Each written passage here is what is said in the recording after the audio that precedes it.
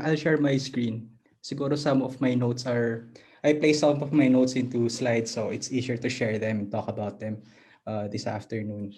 So I'm speaking more on my personal capacity, maybe some feedback based on my hat as part of ZenMove. I've been part of them since last year, so I've been helping them as a consultant.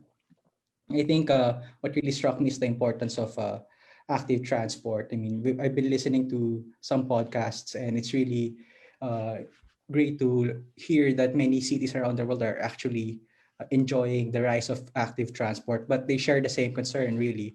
Uh, will it stick? No? How do we make it stick? That's really the question. I mean, in many cities where mobility has been restored to their former levels, they also saw the return of vehicles. So the question is, how do they make active transport stay? No, so very important way to address this question is zeroing at what Jed said about the tragedy of the commons. And to resolve this is really to look at the incentives. No, Philip said about incentives. So we have to look at incentives from three sides. No, for people, the government, and the private sector. I think for the people, we'll talk about it last because it will follow.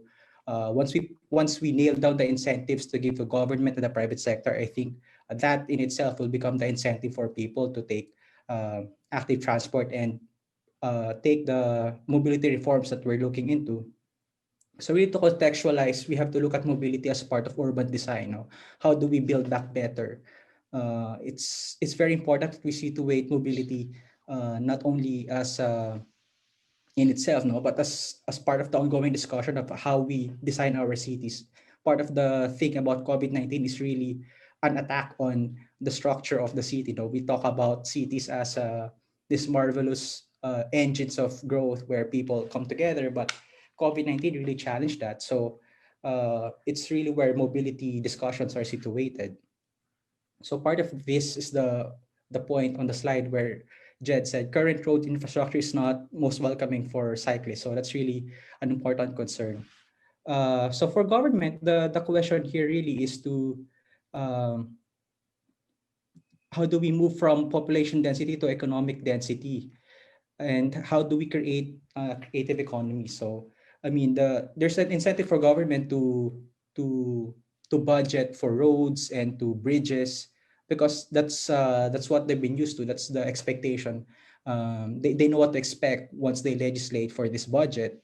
But very important for us to shift the conversation to economic density. How much economic activity can we put in a very small space? No, I think once we move from home, working from home, the LGUs have to contend with this. No, how do they start to provide the needs of the people that they have outsourced from Metro Manila? For I've lived for the longest time in Cavite, so um, it's really the bedroom of Manila. So the LGUs around Metro Manila have to start thinking about how do they start creating the economic opportunities that they more or less outsourced for the longest time from NCR. So that's one of the challenge for government. So this is really a call for us to rethink about planning for smart and compact cities, so we get the right demand and supply. So right now, while we have not yet restored the forward mobility levels, maybe that's an opportunity for us um, to not bring back the old levels of supply, because we know that sorry, of the demand. If we bring back the old demand, we know that the supply will not be able to catch up. So maybe the answer is outside Metro Manila. Maybe the answer is equipping the neighboring areas and really divide the locus of development and split it elsewhere. Maybe that's where once we talk about regional development, that's where um, maybe we can look into. And this is an opportunity for these cities to create smart and compact cities.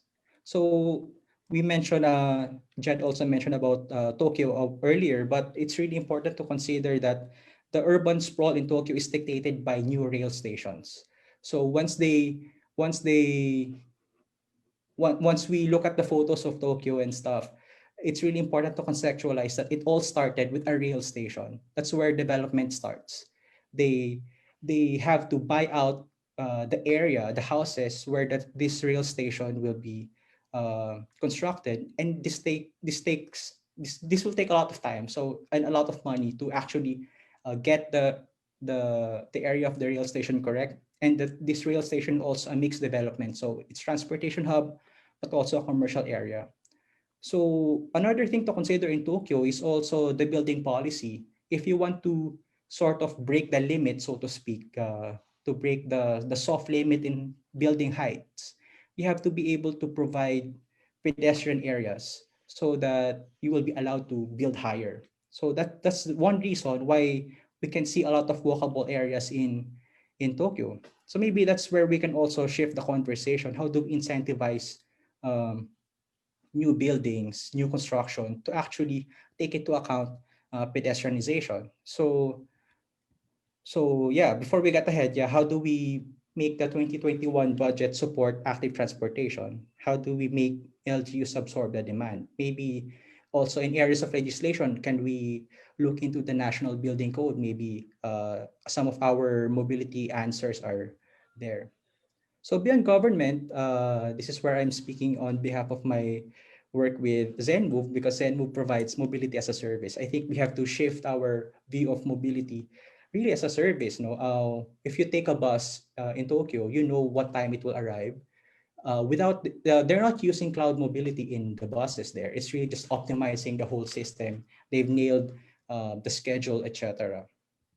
But part of the discussion is really how to make the firms absorb the capex. No, uh, from a from an ownership of the vehicles by the driver to a more service-oriented model. So also demand from like bus companies to provide a level of service that we commuters do not receive. So first, let's talk about the jeepneys.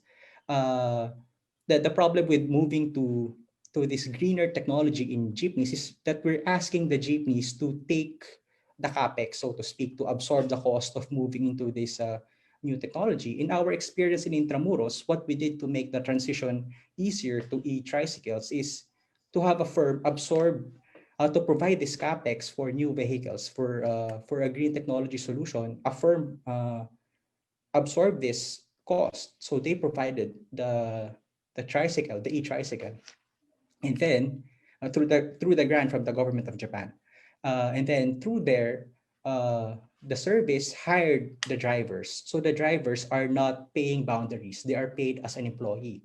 So this way, they will follow the service level that we command them to do. So if we want them to stick to a schedule, they have to do so because they're getting paid consistently. So they have no they are not trying to maximize their own individual profits because they are guaranteed that in an employment model. But another side of the service in terms of buses is to really expect a schedule. If you know when it will arrive, um, then you know how to plan your day. So that's very important in shifting our mindset and our demand, not only from supply in numbers, but also in the supply as quantity. So to make this happen, everything that I've said so far, as what Philip earlier said, mobility data is a must. So that's what we did in the e-trikes of Intramuros. To make it happen, the cloud technology gathers data in terms of passenger data, where the demand on each stop, and also on the side of the drivers, how do we optimize the performance of that? So that's one thing that has been running since 2015. So it's a cloud driven mobility service. So data is necessary to make public policy and business decisions. So yeah.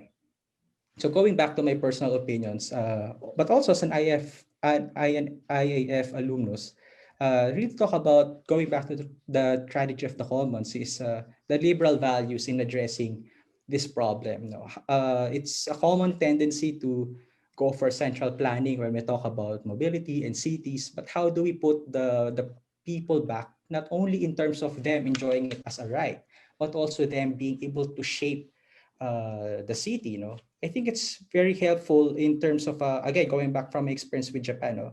They have a process called Machizukuri, literally town making process, where they actually invite people as part of the urban planning session. So I was able to be, I was invited when I was a student in Tokyo, in the area where some of the Olympic areas will be constructed during the time. So we actually went and walked around the city and actually experienced the public transport. We looked at each uh, how each pedestrian area are working for us. So we get feedback from students, from foreigners, from PWDs, from people with special needs. So all of these ideas come together so that they shape the urban plan. I think that's one way to put the people back uh, in terms